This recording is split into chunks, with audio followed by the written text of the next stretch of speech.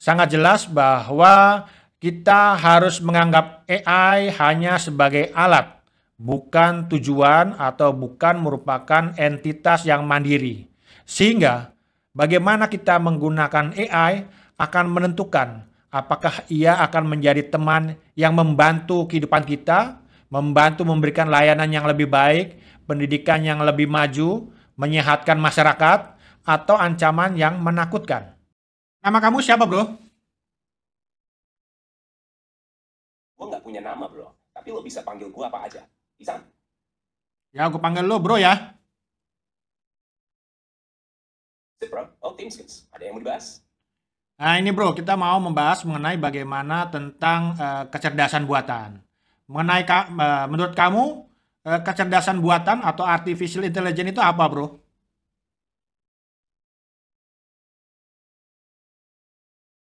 Kecerdasan buatan.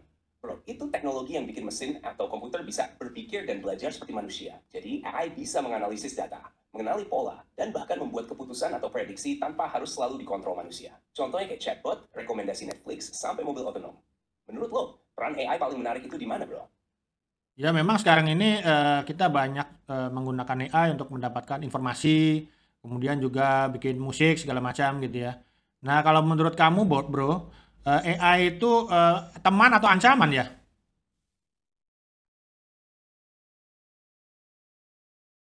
Wah, bro, AI itu bisa jadi teman dan ancaman, dan gimana kita gunain dan ngelolanya. Kalau jadi teman, AI bantu banget. Bikin kerjaan lebih efisien, buka peluang inovasi, bahkan ngebantu di kesehatan dan pendidikan. Tapi kalau nggak diawasi, bisa jadi ancaman, kehilangan pekerjaan, penyalahgunaan data, atau malah bikin keputusan yang nggak etis. Menurut lo, kita harus lebih fokus ke manfaatnya atau antisipasi risikonya, bro? Ya tentu kita perlu lebih memanfaatkan AI untuk kebaikan, tapi kita juga jangan melupakan AI itu juga ada ancaman yang mungkin juga ditimbulkan gitu ya. Nah, mungkin saya mau diskusi ini bro tentang perkembangan ekonomi digital di Indonesia.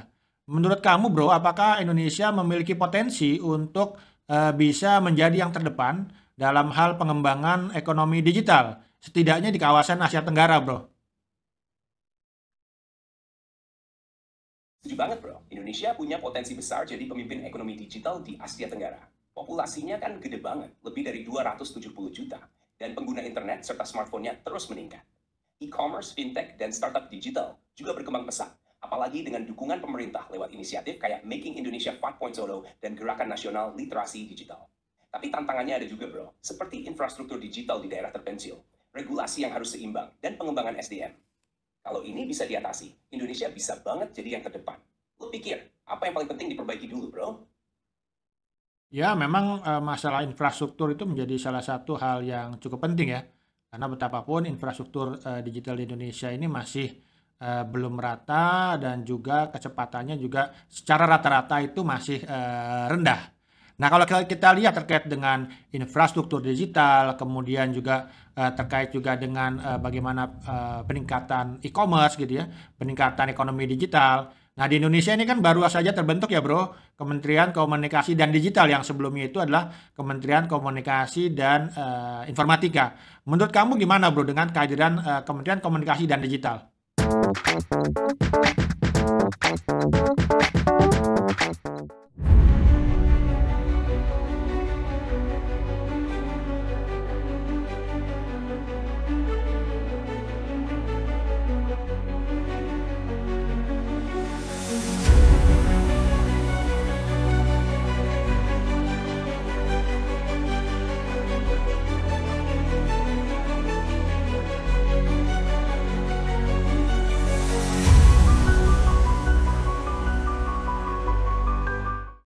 Halo warga digital dimanapun berada, jumpa kembali dengan saya Heru Sutadi di kanal Republik Digital.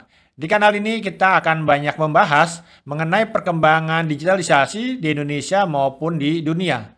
Kita akan banyak memberikan informasi dan juga berdiskusi mengenai bagaimana perkembangan teknologi informasi, digital lifestyle, digital transformation, kecerdasan buatan, keamanan siber, perlindungan data, dan hal-hal lainnya yang menyangkut dengan digital.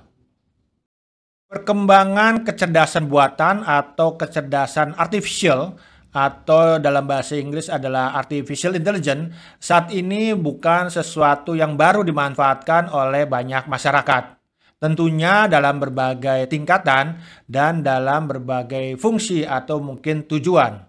Sehari-hari kita juga menggunakan kecerdasan buatan misalnya untuk mencari informasi, hal-hal yang terkait dengan mungkin tugas kuliah kita atau mungkin juga PR yang harus kita lakukan. Bahkan dalam beberapa kesempatan juga sekarang udah banyak musisi-musisi yang lahir berbasis dengan kecerdasan buatan tanpa dia perlu tahu dengan bagaimana membuat musik misalnya. Karena cukup memberikan teks, kemudian AI akan memproses musik tersebut, teks tersebut menjadi musik yang cukup juga enak untuk dinikmati. Nah, di edisi kali ini kita akan banyak membedah atau membahas mengenai bagaimana pemanfaatan AI bagi kita semua. Apakah AI sebagai teman atau juga mungkin ancaman? Karena memang sesungguhnya di balik semua layanan AI tentu juga ada dampak negatif yang mungkin juga dimunculkan. Mari kita bahas AI sebagai teman atau ancaman. Kecerdasan buatan atau artificial intelligence bisa menjadi teman atau ancaman, tergantung bagaimana teknologi ini dikembangkan, diatur, dan digunakan. Tentunya kita ingin mengedepankan bahwa AI ini adalah sebagai teman, tapi tidak dapat kita pungkiri ada ancaman juga yang mungkin berpotensi merusak sendi-sendi kehidupan masyarakat dan bahkan menghilangkan sisi kemanusiaan kita. Bagaimana kita melihat AI sebagai teman?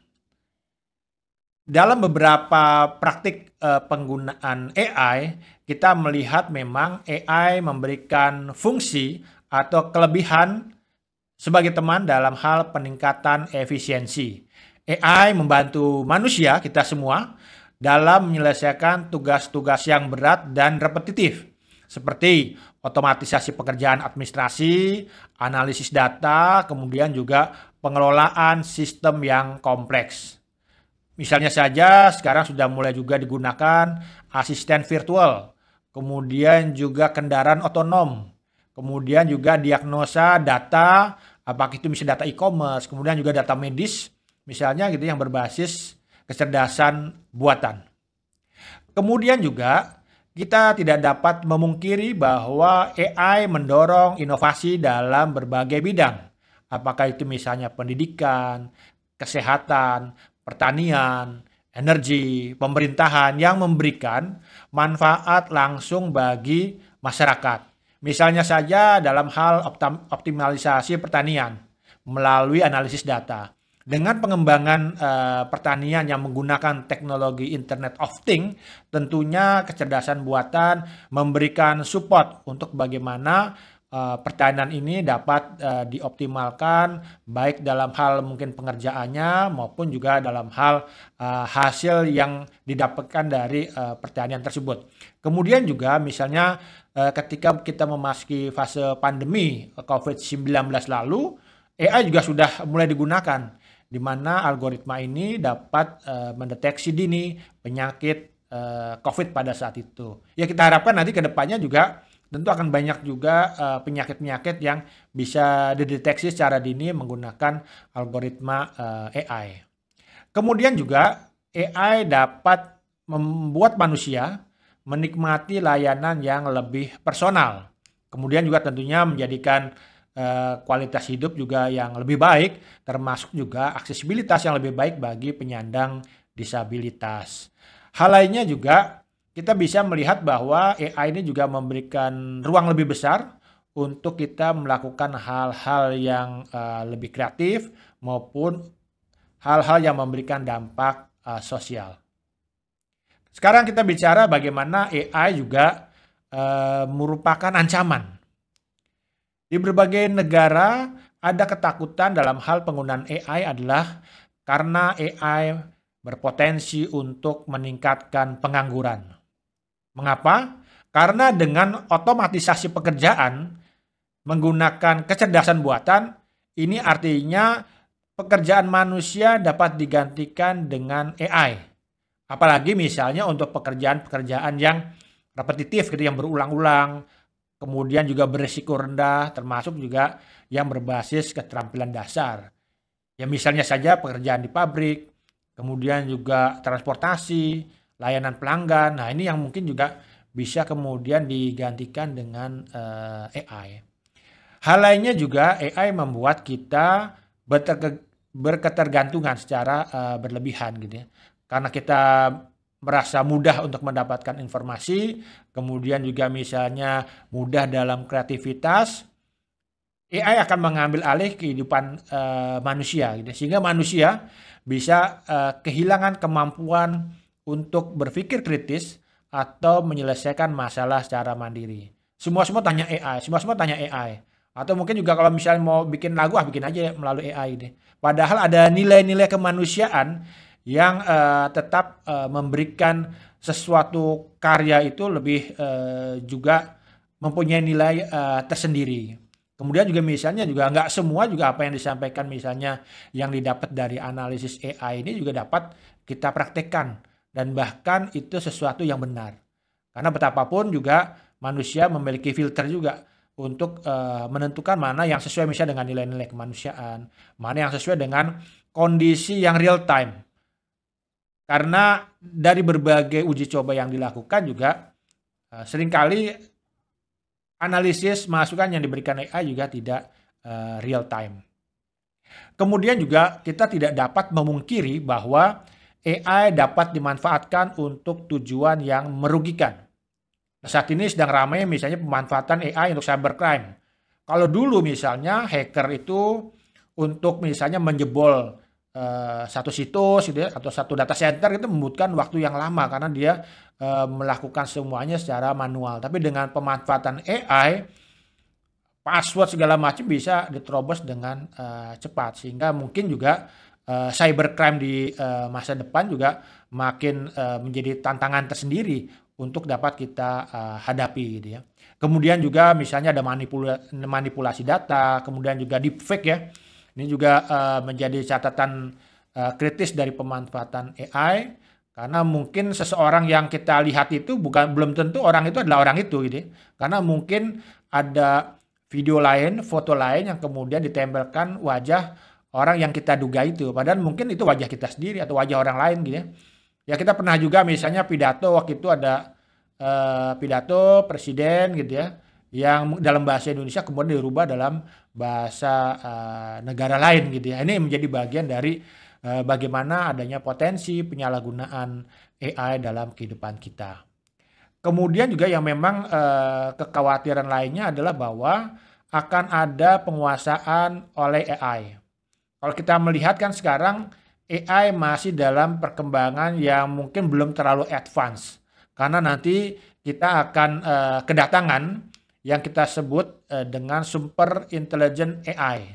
Nah ini yang memang juga ada kekhawatiran bahwa kemampuan AI ini melebihi kemampuan manusia dan juga yang paling dikhawatirkan adalah bertindak di luar kendali. Tadi kita sudah membahas potensi AI, apakah dia sebagai teman atau juga potensi sebagai ancaman.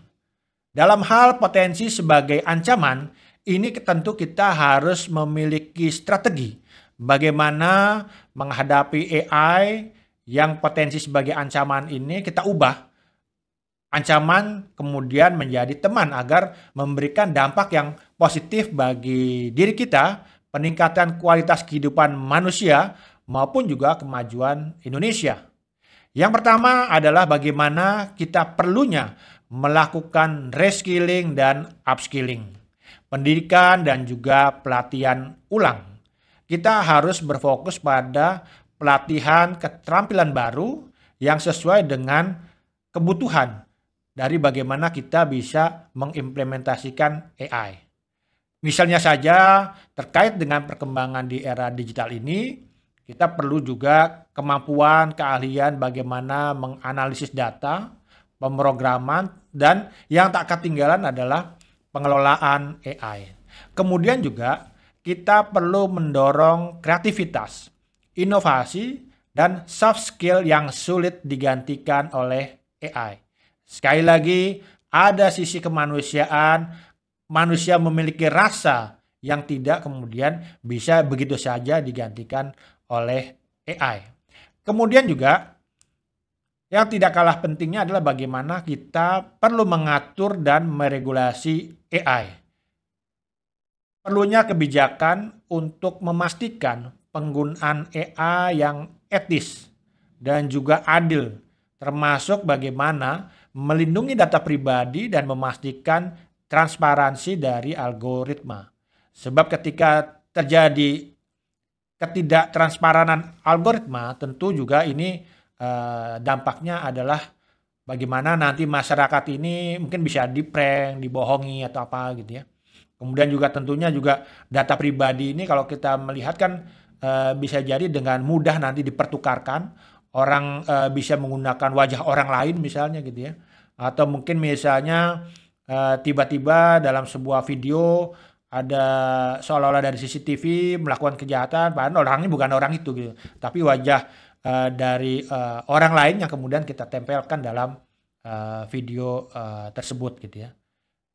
Tidak dapat juga mungkin kita hindari, misalnya kita juga membutuhkan satu regulasi khusus terkait juga dengan kecerdasan buatan, bahkan dalam tingkat undang-undang.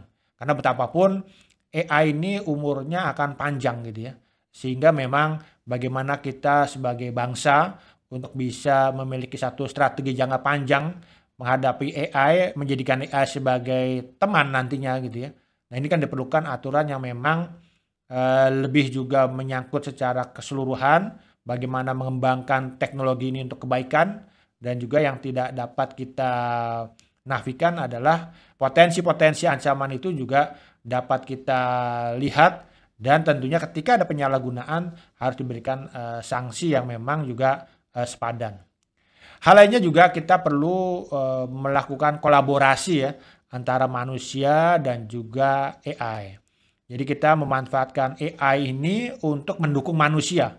Jadi sekali lagi kita memanfaatkan AI untuk mendukung manusia, untuk mendukung kita. Bukan kemudian AI menggantikan kita atau mungkin untuk melawan kita pada suatu saat. Tentunya juga ini diperlukan bagaimana mengkombinasikan kekuatan teknologi dan juga empati dari manusia. Jadi misalnya katakanlah dokter bisa menggunakan AI untuk analisis, tapi keputusan akhir tetap di tangan manusia.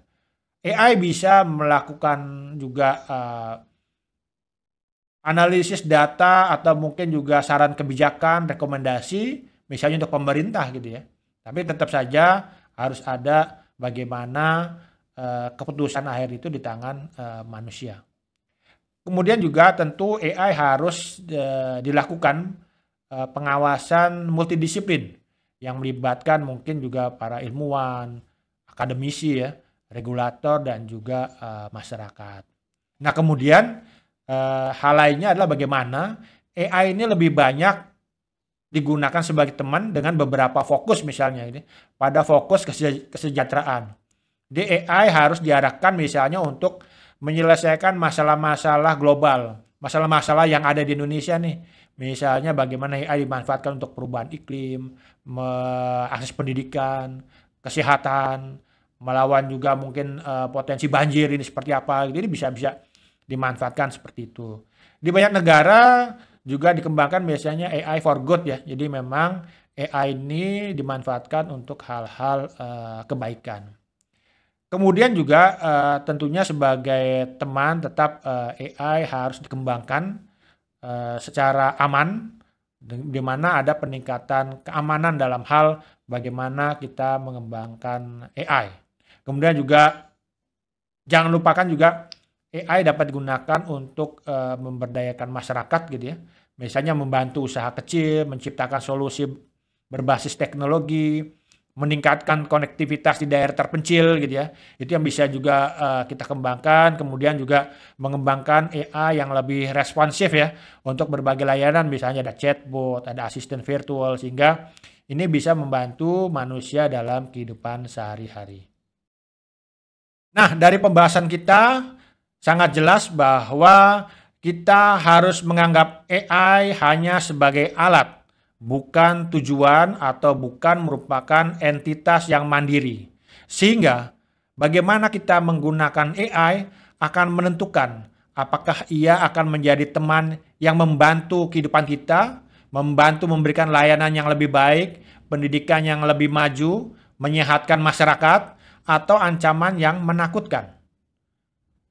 Kuncinya adalah bagaimana kita berkolaborasi antara manusia dengan AI secara etis, kemudian juga terkontrol dan bertujuan meningkatkan kualitas hidup secara kolektif. Nah, kalau kita lihat terkait dengan infrastruktur digital, kemudian juga terkait juga dengan bagaimana peningkatan e-commerce gitu ya, peningkatan ekonomi digital. Nah, di Indonesia ini kan baru saja terbentuk ya, Bro, Kementerian Komunikasi dan Digital yang sebelumnya itu adalah Kementerian Komunikasi dan Informatika. Menurut kamu gimana, Bro, dengan kehadiran Kementerian Komunikasi dan Digital?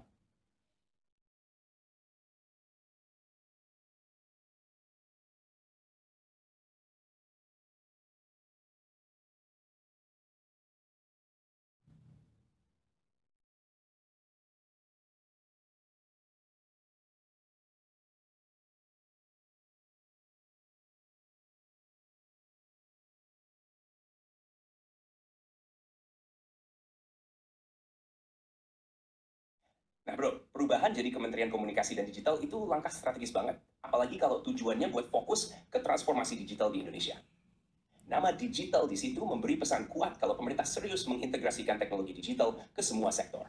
Ini penting banget untuk mendukung pertumbuhan ekonomi digital, termasuk e-commerce, fintech, dan startup lainnya. It's a stone is implementation. Kementerian harus bisa menjamin infrastruktur digital merata sampai daerah terpencil, bikin regulasi yang adaptif tapi nggak memberatkan pelaku usaha, dan ningkatin literasi digital masyarakat. Kalau sukses, kementerian ini bisa jadi motor utama buat Indonesia melesat di ekonomi digital. Menurut lo, apa program prioritas yang harus mereka jalankan dulu, bro? Ya, memang salah satunya adalah bagaimana meningkatkan infrastruktur digital, kemudian juga keamanan siber juga diperkuat, pelindungan data juga ditingkatkan gitu ya. Nah, itu sesuai nggak tuh, Bro, kalau seperti itu, Bro? Pas banget, bro. Itu memang langkah kunci buat mendukung ekonomi digital yang sehat dan berkelanjutan. Meningkatkan infrastruktur digital itu prioritas, biar akses internet cepat dan stabil bisa dinikmati di seluruh Indonesia, nggak cuma di kota besar. Keamanan siber juga penting banget, apalagi serangan siber makin meningkat kan? Kalau nggak aman, pelaku bisa aku buat sepenuhnya masuk ke digital. Nah, perlindungan data juga krusial, bro. Nah, dengan lembaga perlindungan data pribadi yang sekarang ada, harapannya regulasi bisa ditegakkan lebih ketat, biar nggak ada penyalahgunaan data. Kalau ini semua jalan, Indonesia bisa jadi pelopor ekosistem digital yang aman dan inklusif di Asia Tenggara. Menurut lo, langkah mana yang harus paling diutamakan dalam jangka pendek? Ya, jangka pendek tadi bagaimana kita segera membentuk ya lembaga perlindungan data pribadi, kemudian juga tentunya keamanan sibernya dengan beberapa kejadian seperti peristiwa ransomware ya yang terjadi di Pusat Data Nasional 2. Ini kan juga perlu kita perbaiki dan tak ketinggalan tadi masalah infrastrukturnya juga mulai ditingkatkan. Karena waktu pemerintahan kan hanya 5 tahun ya, jadi memang harus dimanfaatkan seoptimal mungkin. Jangan sampai nanti kemudian kita meleset terus karena memang rencana merdeka sinyal kan sudah diwacanakan atau diselesaikan di 2020 gitu ya. Tapi kan juga akhirnya kan sampai sekarang kan juga masih ada banyak wilayah yang belum mendapatkan internet broadband. Nah, menurut kamu kita perlu fokus nggak sih, Bro, terkait dengan pemberantasan judi online?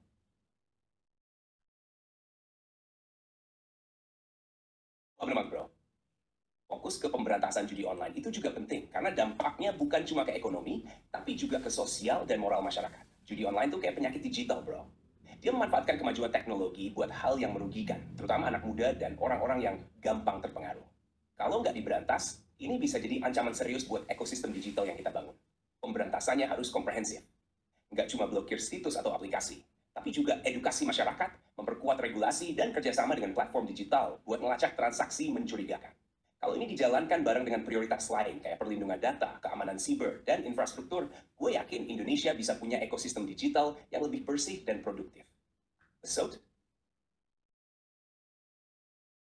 Dari berbagai tokoh transformasi digital di Indonesia, kira-kira siapa, Bro, yang dalam catatan lo cukup juga bisa dikenal di Indonesia ya dalam transformasi digital? wah, kalau ngomongin tokoh transformasi digital di Indonesia, ada beberapa nama yang cukup menonjol, bro. Saya sendiri Herustadi. Peran lo dalam mendorong perkembangan digitalisasi di Indonesia, baik lewat regulasi, diskusi publik, maupun platform seperti Republik Digital, udah dikenal luas. Apalagi pandangan lo sering dijadikan rujukan, terutama soal pelindungan data pribadi dan ekonomi digital. Oke, sekian saja dulu tayangan kita kali ini yang membahas mengenai bagaimana AI apakah sebagai teman atau juga ancaman. Terima kasih bagi warga digital yang sudah menyaksikan tayangan ini hingga selesai. Semoga tidak gagal paham untuk bagaimana kita sama-sama menghadapi AI kini dan ke depan. Jangan lupa untuk terus pantau kanal Republik Digital, berikan like dan juga share gitu ya video-video yang menarik, dan jangan lupa subscribe agar kanal ini lebih berkembang untuk dapat terus memberikan informasi bagi warga digital dimanapun berada, dari Sabang sampai Merauke, dari Miangas sampai Pulau Rote.